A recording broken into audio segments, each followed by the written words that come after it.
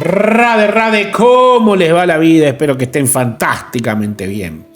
Hoy quiero hablarles de un tema social, un tema muy importante para entender y depende mucho de cómo podamos aprender en la vida si nosotros prestamos atención al conocimiento que hoy vamos a hablar. Gracias a la bendición divina que tengo de poder tener gente sabia alrededor mío, hace una semana más o menos, no sé, tuve una charla con un amigo, un discípulo que vive aquí, y él me planteaba sobre la situación en este lugar donde vivimos, ¿no? Un pueblito chiquito de Cataluña, pero esto sucede en cualquier lado del mundo, no solo aquí, ¿no? Es más o menos la historia de la rana, ¿no? La rana, en los Vedas dan una alegoría a dos ranitas. Una con un deseo ferviente de conocer el mundo. Un día se pone a charlar con la otra rana y le dice: tengo ganas de ver el mundo, caminar, salir, quiero ir a ver el mar, conocer el mar. Y la otra rana, llena de sus miedos: no, que te va a pasar esto, te va a pasar lo otro. Tratando de ponerle límites, sus límites, a la otra rana. La otra no escuchó y simplemente se fue. Y fue hasta llegar al mar. Cuando llegó al mar se dio cuenta la tremenda inmensidad del mar, que la dejó perpleja. Y quiso volver corriendo rápidamente para contarle a su amiga, la otra rana, lo que implicaba tener la visión directa de tremenda magnitud de agua. Cuando vuelve, la otra ranita que tenía su charco ahí, la empieza a escuchar. Y ella estaba tratando de explicarle, la del mar, el tamaño del mar. La que se había quedado trataba de compatibilizar el éxtasis, la felicidad, la pasión con la cual la otra quería explicarle, a niveles matemáticos, a niveles de lo que su conocimiento tenía como prerrogativa en base a la información, ¿no? Y le decía: ¿qué? ¿Es 2 veces más grande que nuestro charquito? ¿Es 4 veces más grande que nuestro charquito? Y claro, la otra comprendió de que no había forma de explicar cosas y que las entidades tienen que tener su propia experiencia, ¿no? Y de esto se trata todo esto. Porque justamente lo que la rana que no sale del charco analiza, juzga, critica, menosprecia, pero internamente admira, envidia, porque no puede ir a ver el tamaño del mar. Y cuando hablo del tamaño del mar, hablo del tamaño de nuestra conciencia, la capacidad que tenemos de expandirnos, de la interacción que nosotros tenemos con otras almas y la riqueza que nos genera interactuar con personas que tienen culturas diferentes, sensaciones diferentes, experiencias diferentes. Vamos a ello. Entre la norma y la trascendencia. Cuando la sociedad castiga al que no comprende. La crueldad hacia quienes no se ajustan a las normas sociales no escritas o códigos de conducta. Es un fenómeno común y tiene varias explicaciones complejas. Atendamos que las normas de conducta son estructuradas a la sociedad en la cual te estás moviendo. Cada sociedad tiene una norma completamente diferente a otra. Hay lugares donde erutar es una gran ofensa. Hay otros que si no erutás, el que te invitó a comer se siente ofendido porque no estás demostrando que estás satisfecho. Hay lugares a donde dejar ¿cómo se llama? Un tip. Cuando terminas de comer y dejas un poco de dinero extra para el mesero, para el cocinero, eso es algo casi que totalmente establecido a nivel social, sí o sí se tiene que dejar. En otros es ofensivo dejarlo. Y así tantas formas diferentes que existen, ¿no? Lo que rara vez se analiza es que esa crueldad, la del que está en el charquito, no es solo un mecanismo social, es una defensa espiritual del ego colectivo. Y que es donde los sabios verdaderos, los acharyas, que afectaban la conciencia humana, las entidades que tenían la capacidad de generar la metamorfosis, se volvieron profundamente incómodos para su tiempo. Ellos no confirmaban la normalidad, la exponían. Y ahí es donde entra el punto primordial de todo este video, ¿no? Entender de que si vos te acercás a las personas que tienen esa tendencia natural a ser auténticos, te vas a encontrar con rupturas en tu disonancia cognitiva que va a afectar tu enfoque de la realidad. Vas a tener que luchar con todas esas estructuras que te planteó el sistema. Ahora bien, tú decides si tienes el coraje para realmente remover esas estructuras y ser tú mismo. Porque de eso depende, ¿no? De ser auténticos. La amenaza a la normalidad y el orden social. Principalmente en una sociedad de esclavos, ¿no? Todos vivimos en un entramado de reglas sociales, muchas de ellas tácitas. Estas reglas nos dan previsibilidad y orden. Cuando alguien las rompe, el grupo reacciona. Cuando alguien atenta con la armonía de la, ¿cómo se dice? De la comodidad en la zona de confort, todos se sienten alterados, ¿no? Pero realmente hay que tener un poco de comprensión, ¿no? Para eso viajar es esencial, porque las personas que viajan tienen la cabeza en otro enfoque, ¿no? Entienden las diferencias sociales, culturales, aprenden de la experiencia de los demás.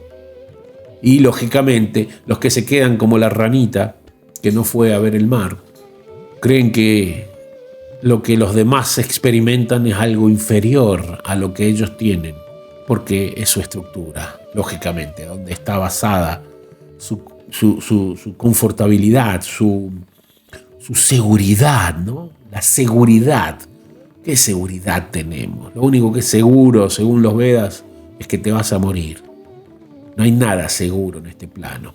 Pero claro, son tan grandes las estructuras que la gente le encanta juzgarte con sus ojitos tan retrógrados y condicionados a la ínfima comprensión de su limitada zona de confort, ¿no es cierto? Cuando alguien rompe esas reglas, el grupo reacciona. Pero observa esto con crudeza. Lo que el grupo llama orden muchas veces no es armonía, es miedo compartido. Los grandes sabios de la tradición rásica no se ajustaban al guión social. Y eso también me di cuenta en relación a los pensamientos, porque no solo hay un orden social a nivel geográfico, sino que está el orden social de la idea previamente establecida dentro de las mentes que se dejan gobernar con mucha facilidad. Y luego, esas mentes, que son muchas, lamentablemente, se ponen a defender los patrones de conductas que le instalaron en sus mentes, y el titiritero o los que manejan el chiste en donde estamos viviendo hoy en día en Kali Yuga, ya ni siquiera necesitan esforzarse mucho, más allá de que gastan billones de dineros para poder mantener la propaganda desde que el niño va a la escuela y en adelante. Mismo así, es tan fuerte, es tan intensa la autenticidad de un alma pura que deja tambaleando a todo un sistema. Por eso que siempre van a ser los enemigos principales del sistema. Ahora, cada uno tiene que decidir qué quiere de su vida, seguir siendo un esclavo o liberarse de verdad de todos esos condicionamientos. Hay planteamientos sobre esa libertad, ¿no? Nos encontramos con una soledad, nos encontramos teniendo que dialogar con superficialidades, teniendo que incluso a veces sentirnos como que nos prostituimos para una mentira gigantesca, pero es parte del chiste, ¿no? Hay muchos estrategas auténticos que intentan ver cómo hacer para interactuar con todo esto sin volverse locos, porque claro, cuando uno tiene la maravillosa percepción de lo diferente, la naturaleza del espíritu y la naturaleza del alma quiere compartirla. Y hay veces que es tan difícil compartirla que las almas que están en el charquito no aceptan que se las compartan. Entonces ahí es donde entran las estrategias de cómo tratar de enseñarle a las personas. Y hay demasiadas. También está en la perspectiva del que fue a ver el mar, cuánto amor tiene por las otras almas y cuánto es capaz de renunciar para poder llegar a las otras y que se den cuenta que reírse no está mal. Muchos actúan de formas que parecían excéntricas, incluso disruptivas, los sabios, no porque buscaran escándalo, sino porque no estaban identificados con las necesidades de encajar. Ese es uno de los más grandes puntos de partida en relación a este tema, ¿no? Las personas quieren encajar para sentirse acompañados, para sentirse fortificados, para asegurarse de que lo que están haciendo está bien, porque no tienen la capacidad de convencerse a sí mismos por su propia experiencia, no creen ni siquiera en su propia experiencia, por ende prefieren seguir al común denominador, ¿no? Al vox populi, a la masa. Y eso incomoda para el sabio, ¿no? Porque el sabio no lo tolera. El individuo que rompe la norma revela algo intolerable, que el orden que defendemos no es absoluto, que nuestra civilización es frágil, que nuestra identidad depende de ser confirmada por otros. Porque si no nos confirman nuestras vivencias, ni siquiera tenemos la capacidad de estar tranquilos en nuestra realidad, porque creemos que lo estamos haciendo mal todo el tiempo. Dependemos de la opinión pública, ¿no? La sociedad castiga al transgresor, no porque haya roto la paz, sino porque ha revelado la inseguridad del grupo. Y eso les aterra. Los acharyas, las personas que enseñaban con el ejemplo, los grandes Jesuses, Budas, Sankaracharya, Srila Prabhupada, Bhaktivinoda Thakur, hay tantos, Eisenhower, ¿no? ¿Qué sé yo?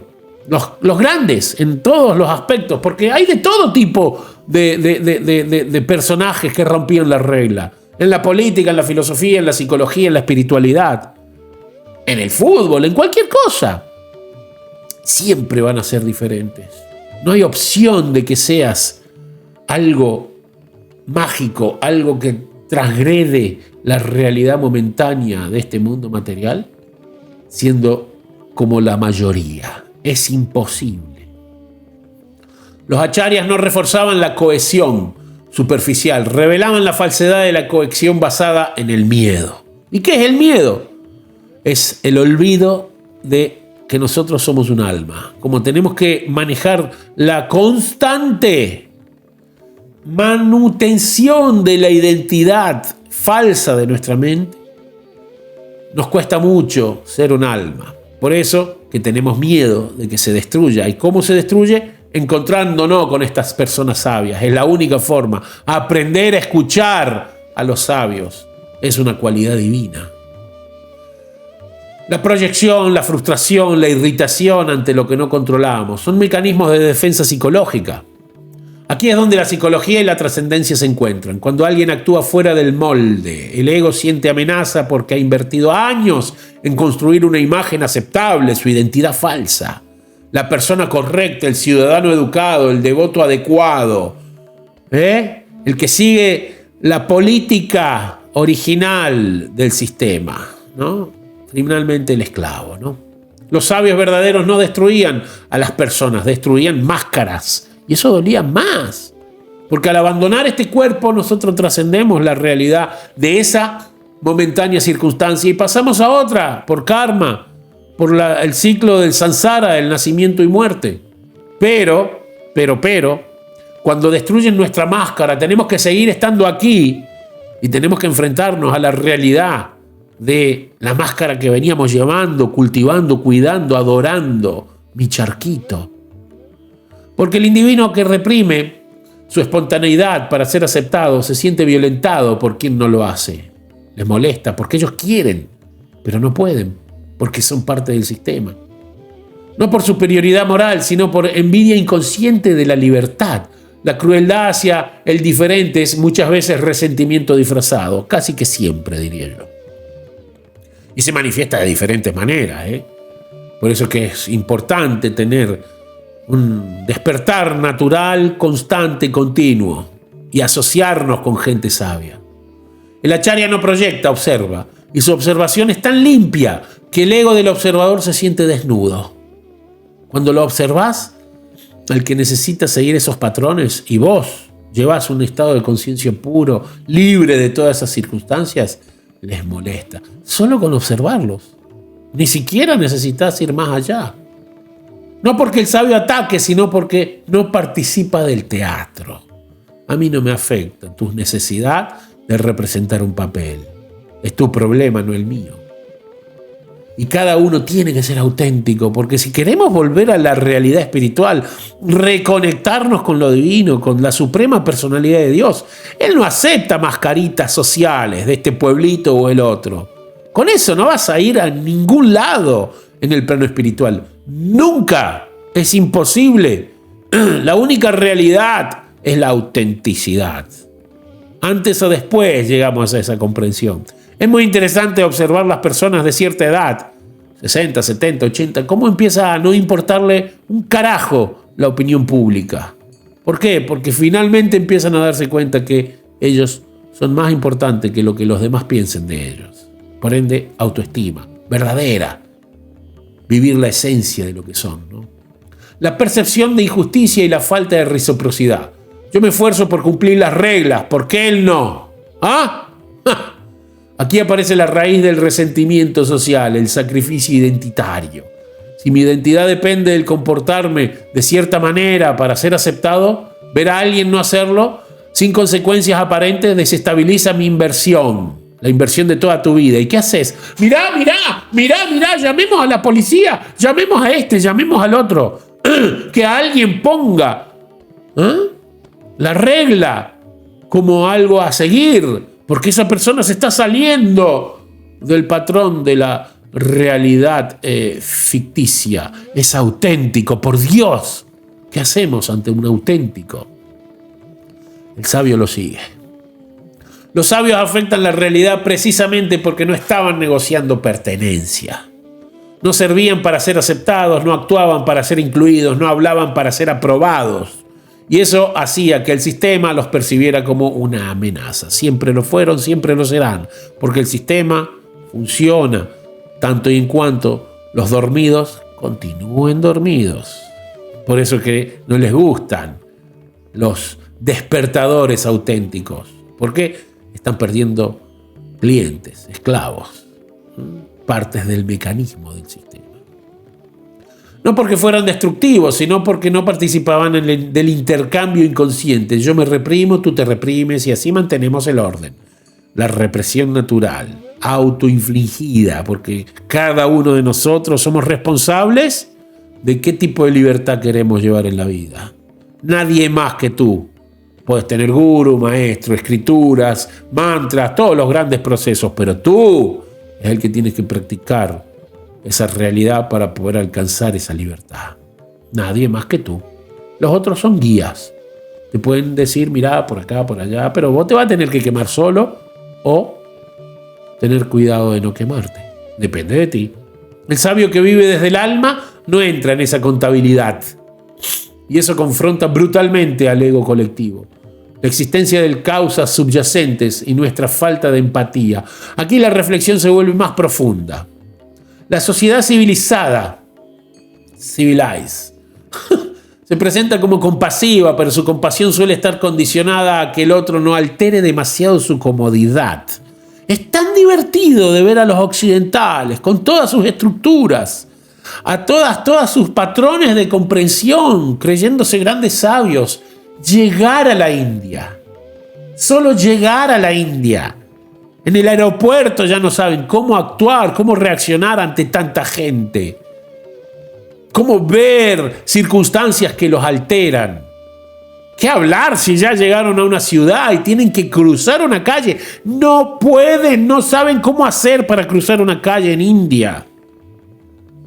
Cruzar una calle en India implica seguridad, implica confianza, implica una capacidad de percibir las realidades en tiempo exacto. Implica comprensión de la reencarnación también. Un amigo me dijo una vez, lo mínimo que tenés que entender para cruzar una calle en India es la reencarnación. Y así funciona. No tienen la capacidad de comprender. ¿Por qué? Porque están estructurados en su circunstancia occidental, llena de patrones de comportamiento, ¿no? Aparentemente.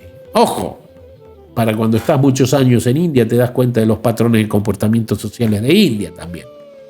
Por eso los sabios, los sadhus, se terminan yendo solo a los Himalayas, hartos de todo ese ruido mental de los miedos de quien no tiene la valentía de ser él mismo, auténtico.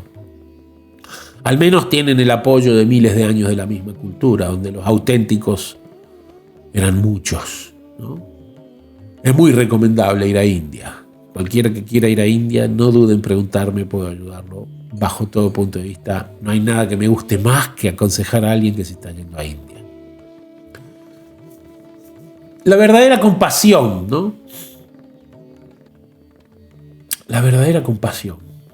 ¿Saben que en India hay mucha gente que está mendigando?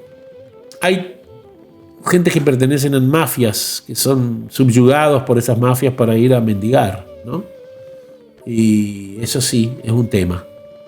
Otro tema es los mendigos que deciden renunciar a todo y solo van a comer lo que le entre en la mano.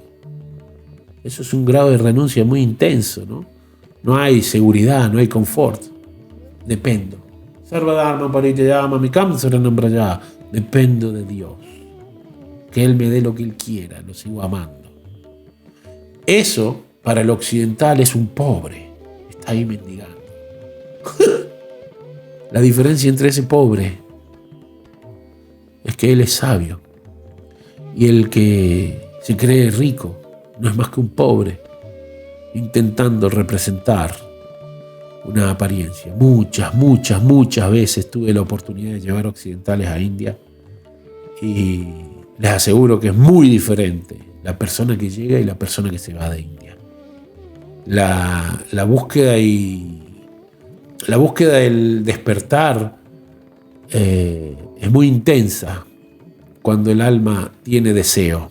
Ese deseo es el que te hace poder ir a India. Sin el deseo profundo no es ir a París, a Nueva York, a Barcelona, a Ámsterdam. No, eso no es lo que realmente te transforma, porque son todos iguales. Hoy por hoy Río de Janeiro y Barcelona no son muy diferentes, porque todos imitan. Asia no imita, la gente vive desde un plano de la conducta del alma. Y entonces justamente ese cambio que sucede en nosotros cuando vamos a la India es espectacular, porque hay una concientización de la realidad espiritual, de la realidad de la felicidad. Una sola sonrisa de una persona te hace pensar mucho. ¿Qué carajos me pasa que no puedo sonreír de esa manera, ¿no? La verdadera compasión, la de los grandes acharyas, no era sentimental, era radical. Despertar, sacarte la máscara. Veían el alma, no la conducta, veían el condicionamiento, no la máscara.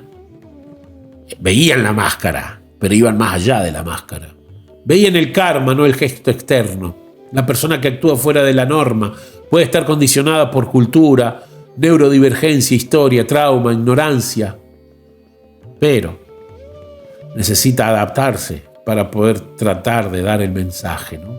El sabio ve eso sin superioridad, pero la sociedad educada muchas veces no quiere educada, entre comillas. Ojo, la educación, no empecemos por ahí, porque ver implicaría flexibilizar su identidad.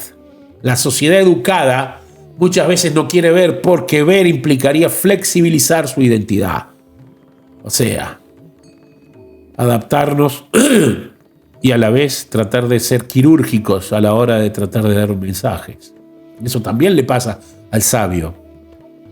Porque así como para el que queda en el charquito le es muy complicado tratar de entender al que fue a ver el mar, el que fue a ver el mar tiene que darse cuenta de cómo ver para mejorar su forma de explicar que existe el mar.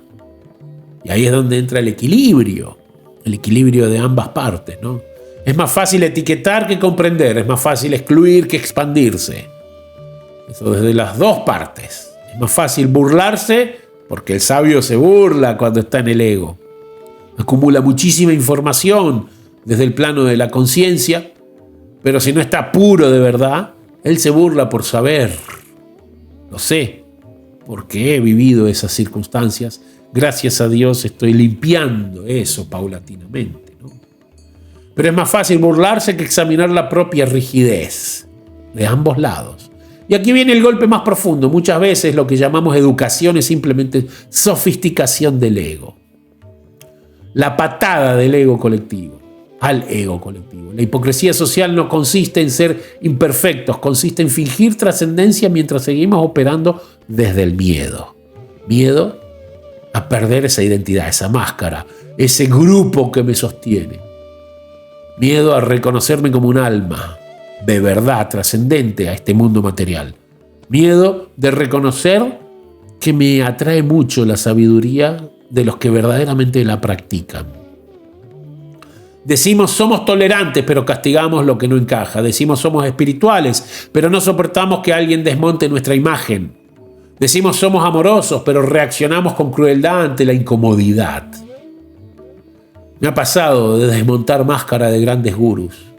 Y es divertido ver cómo eso sucede. Cómo les afecta tanto el ego, ¿no? Porque es una apariencia, es una representación. Los sabios verdaderos no destruyen valores humanos, no. Son útiles. Hay que tener valores humanos. Ni siquiera necesitamos de una escritura que los respalde. Solo ser auténtico y naturalmente vas a tener valores. Destruyen valores superficiales que protegen la identidad falsa. No atacan la cultura, atacan la inconsciencia y eso duele mucho. Porque la mayor adicción humana no es el placer, al placer, es a la representación. Y el placer es como un bonus. Representar el papel correcto, encajar en el guión correcto, no incomodar, no sobresalir, no desentonar, no ensuciar, no. En un mundo lleno de reglas, el que las trasciende es el enemigo. Qué locura, ¿no? El alma no fue creada para representar ni para obedecer un sistema corrupto. Jiddu Krishnamurti decía algo que siempre me gustó. Estar adaptado a una sociedad corrupta, degradada, no significa síntoma de buena inteligencia. Ponete a pensar en eso. El alma no fue creada para representar, fue creada para ser y punto. Y ser implica riesgo, implica vulnerabilidad, implica dejar de proteger constantemente la imagen, la apariencia. Es tú, ser. No puedes llegar a Dios siendo otro que no tú mismo. Vivimos de una manera editada. Nacimos únicos. ¿Por qué tenemos que morir como una copia? Pensalo. El verdadero orden social basado en miedo necesita reglas rígidas. El orden espiritual basado en la conciencia necesita presencia. ¿Presencia de qué? Del alma. En la realidad, más allá de la máscara y constantemente conectado con la presencia divina, la suprema personalidad de Dios, en un estado de pureza. El sabio no promueve anarquía, promueve autenticidad, y eso duele. No promueve descontrol, promueve integración, y eso a veces es difícil. Pero esa integración no ocurre reforzando el ego colectivo, sino exponiendo las mentiras constantes de la realidad de este mundo, ¿no? Por eso la verdadera trascendencia no se acomoda a la zona de confort social, la atraviesa. Y aquí está el punto más incómodo. La crueldad hacia quien rompe pequeñas reglas sociales es muchas veces el síntoma de una sociedad que ha olvidado al alma. Porque no viven desde el alma, viven desde la apariencia. Y ya son expertos. Por eso les cuesta tanto aceptar a los puros, a los auténticos. Cuando reconoces que el otro es un ser eterno en proceso, tu reacción cambia. No toleras todo, pero tampoco reaccionas con violencia identitaria. Empiezas a entender que tú también eres un alma. Y tú también mereces esa reconexión con lo divino. Entre la norma y la conciencia. La norma sin conciencia se vuelve tiranía. La conciencia sin norma se vuelve caos. Hay que tener una armonía en ambos. Las dos ranitas tienen que armonizar su enfoque para poder evoluir. El sabio integra ambas sin perder autenticidad. Los acharyas no fueron cómodos, no fueron diplomáticos, no fueron agradables en términos sociales. No, dolían. Pero tampoco fueron crueles, fueron radicalmente verdaderos. Y la verdad hiere al ego, no al alma. El alma, cuando tiene la capacidad de percibir, aprecia. Pero claro, si vivimos en una mentira constante, nos cuesta mucho aceptar la verdad. La pregunta final no es por qué la sociedad es cruel con el diferente. La pregunta es, ¿estoy defendiendo una máscara o estoy dispuesto a ver más allá de la máscara? que necesito ponerme cada día para representar un papel. Mientras necesites encajar para sentirte seguro, vivirás defendiendo normas. Cuando recuerdes que eres un alma, ya no necesitas aplastar al diferente para sostenerte, porque hay amor. Y en ese momento, sin teatro, sin pose, sin representación, la civilización deja de ser actuación y comienza a ser conciencia. Y no necesitamos a toda la sociedad transformándose. Necesitamos que nuestro entorno empiece a ser el apropiado y empezamos desde el micro para llegar al macro. Desde ahí es donde empezamos a trabajar, en nosotros mismos. Espero te haya gustado, espero estés satisfecho con este conocimiento y puedas ponerlo en práctica, porque si no, no sirve de nada. Aunque escuchar ya es el principio, porque ahí es donde entra y acá es donde se digiere. Y luego lo observamos, interactuamos. Muchísimas gracias por llegar hasta el final. Suscríbete, lo mismo de siempre, deja un comentario, que eso es interactuar y es práctico. Y nos vemos en el próximo video. ¡Rade!